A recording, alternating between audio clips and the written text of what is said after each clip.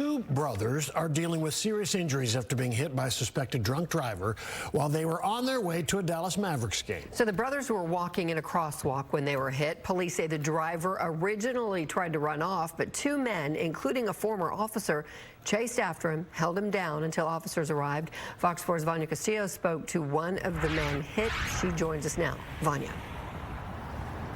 Hi, Heather. Hi, Stevie. Yeah, one of those men talking to us from his hospital bed alongside his brother's wife, who feared she'd never see her husband alive again.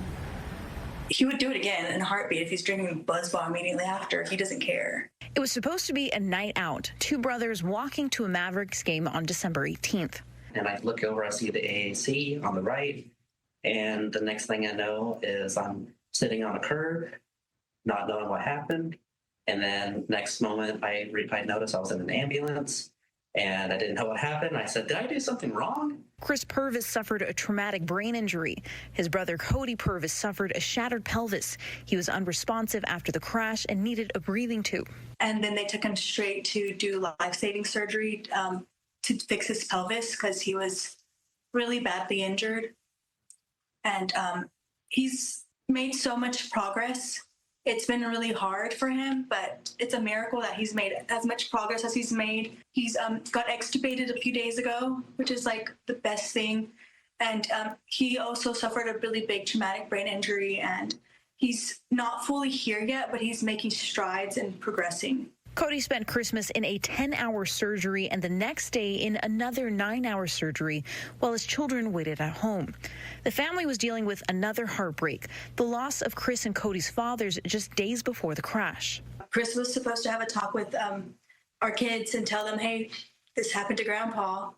And that's postponed. Luna still thinks Grandpa's here. So we were doing pictures and everything for Grandpa, and just asking, what's Grandpa's favorite color? What's Grandpa's favorite animal? Police say this man, Giovanni Perez, was drunk, ran a red light and fled, but didn't get far. It was a retired police officer who chased him down and held him down for a while and did a citizen's arrest. The family learning from us that the men who stopped Perez also say they saw him open up an alcoholic drink and take a sip after the crash. I'm sorry. I'm sorry you got hit by an idiot. Yeah.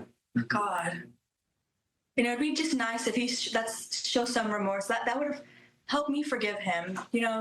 It's not good to hold on to hate, and it's good to forgive, but might take a little bit longer now. Chris says despite it all, his focus is moving forward and helping his brother through a long recovery. I go up and see him daily, hold his hand. I'm lucky because I'm going to be able to be fine here in the next month or so, but he's on a journey that's going to take years.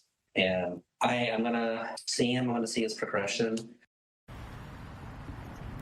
Now, Perez is facing several charges. The family says they are looking at extensive medical bills and are trying to raise money to help cover that. Back to you, Stephen. Heather. All right, Vanya Castillo, thank you very much.